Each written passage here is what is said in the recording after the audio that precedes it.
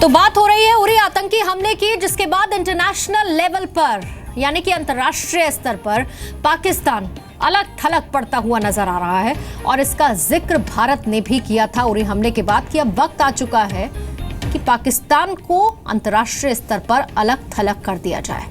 हम आपको बताएंगे कि कैसे दुनिया भर के देश आतंकवाद पर अब भारत के साथ आ रहे हैं, लेकिन उससे पहले कुछ ग्राफिक्स, कुछ डिटेल्स हम आपको दिखाते हैं। लेकिन उससे पहले ये तस्वीरें आप देख लीजिए और तस्वीरों के साथ साथ आपको ये जानकारी भी दे दे कि लगातार अंतर्राष्ट्रीय स्तर पर भारत पाकिस्तान को घेरने की तैयारी कर रहा है और अपनी इसी कूटनीति में भारत कुछ कदम आगे भी बढ़ चुका है। तो जिन देशों का हम जिक्र कर रहे हैं जो भारत के साथ आतंकवाद के मसले पर आ चुके हैं, उसमें सबसे पहला नाम अमेरिका का है। कश्मीर हिंसा पर पाकिस्तान को फटकार लगाई है अमेरिका ने। भारत से मजबूत दोस्ती की बात, जिसका जिक्र अमेरिका पहले भी करता रहा है, उस बात को अमेरिका ने एक बार फिर से दोहराया है। दूसरा नाम रूस का है। पाक को हेलीकॉप्टर देने से इनकार रूस ने किया, ये कदम उसकी तरफ से उठाया गया।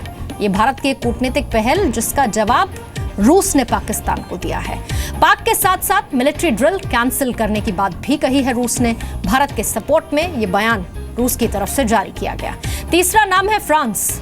भारत पर हमला करने वालों के खिलाफ कड़ी कार्रवाई हो, उरी हमले के फौरन बाद फ्रांस की तरफ से स्टेटमेंट आया था। फिर उसके बाद जर्मनी भी आतंकवाद के खिलाफ भारत के साथ है, जिसमें लड़ाई में भारत के साथ की बात जर्मनी कह चुका है। क्रॉस बॉर्डर टेररिज्म के खिलाफ भारत के साथ देने की बात जर्मनी ने कही।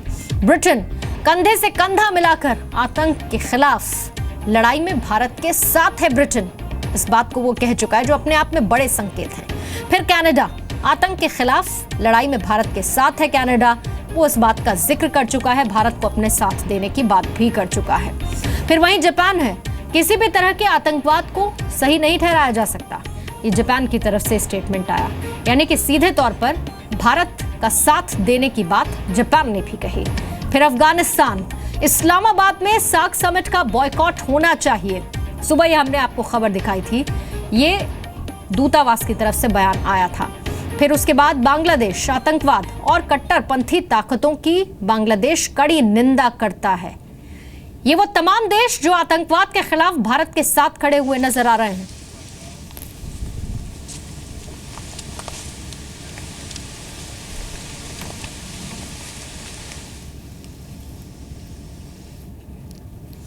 उरी हमले के बाद भारत को कूटनीतिक स्तर पर एक और बड़ी सफलता मिली है। वो सफलता क्या है, ये भी आपको जाननी चाहिए। अमेरिकी संसद में पाकिस्तान को आतंकी राष्ट्र घोषित करने वाला बिल पेश हो चुका है।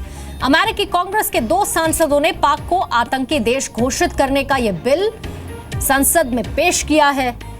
टेक्सास से अमेरिकी सांसद टेड पो और साथ ही कैलिफोर्निया से सांसद डाना रोहराबाचर ने यह बिल पेश किया। Pakistan state sponsor of terrorism designated act नाम से इस बिल को पेश किया गया है। अमेरिकी संसद 4 महीने के अंदर इस बिल पर विचार करने वाली है। राष्ट्रपति बराक ओबामा को भी 90 दिनों के अंदर इस बिल पर डिटेल रिपोर्ट पेश करनी होगी। अमेरिकी संसद में पेश हुए इस बिल का बीजेपी और जेडीयू ने स्वागत किया। बीजेपी ने कहा आतंकी गतिविधियों में शामिल होने की वजह से देर सवेर ऐसा होना ही था, तो जेडीयू ने इसे एक सही कदम बताया। आज जो है वो पाकिस्तान आतंकवादियों का एक सुरक्षित पनाहगाह बना हुआ है, जहां पर आतंकवादी पल रहे हैं, पुस रहे हैं, और ये बात पूरी दुनिया के सामने बेनकाब हो चुकी है। अब पाकिस्तान को तय करना होगा कि उसे आतंकवाद चाहिए या उसे अमन चाहिए। और आज आतंकवाद के साथ जिस तरह से उसका चोली दामन का साथ हो गया है, निश्चित तौर से उसे आतंकवादी देश की पूरी तरह से श्रेणी में खड़ा होने में कोई कमी नहीं है। और जो भी आतंकवादी देश बनने की श्रेणी होती है, वो सारी की सारी वो पूरी कर रहा है।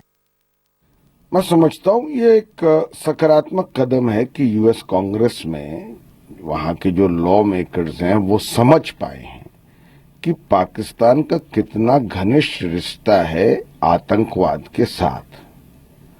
और उस तो एक तरफ जहां पर भारत दुनिया भर में कूटनीतिक स्तर पर पाकिस्तान को अलग थलग करने में जुटा है, तो दूसरी तरफ एलओसी के करीब सेना घुसपैठ कर रहे आतंकियों को ढेर करने में लगी हुई है। उरी के लच्छेपुरा में सेना ने 12 आतंकवादियों को मार गिराया है। आपको दिखाते हैं जी मीडिया संवाददाता खालिद हुसैन की ये रिपोर्ट।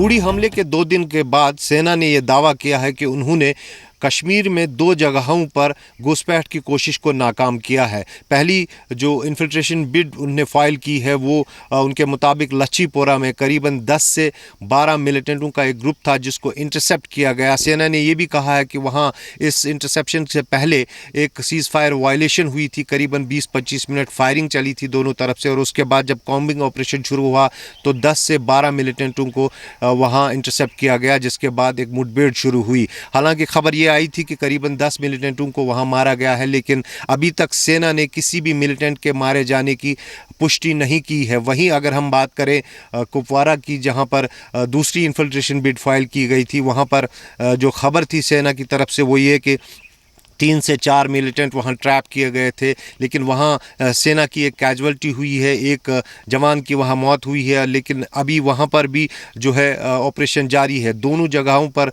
जो सेना के प्रवक्ता के मुताबिक इस वक्त सर्च और कॉम्बिंग ऑपरेशन जारी है, लेकिन फायर फाइट स्टॉप हुई है। ये इससे साफ जाहिर है कि घुसपैठ की कोशिशें जो है वो तेज़ हो रही है। लेकिन फ़िलहाल जो LC की अगर हम बात करें, वहाँ पर हाई अलर्ट घोषित कर दिया गया है और कोशिश की जा रही है कि अगर कोई भी अटेम्प्ट हो उसे फॉइल किया जाए। कैमरा पर्सन इरफान मंजूर के साथ खालिद हुसैन, जी मीडिया, कश्मीर।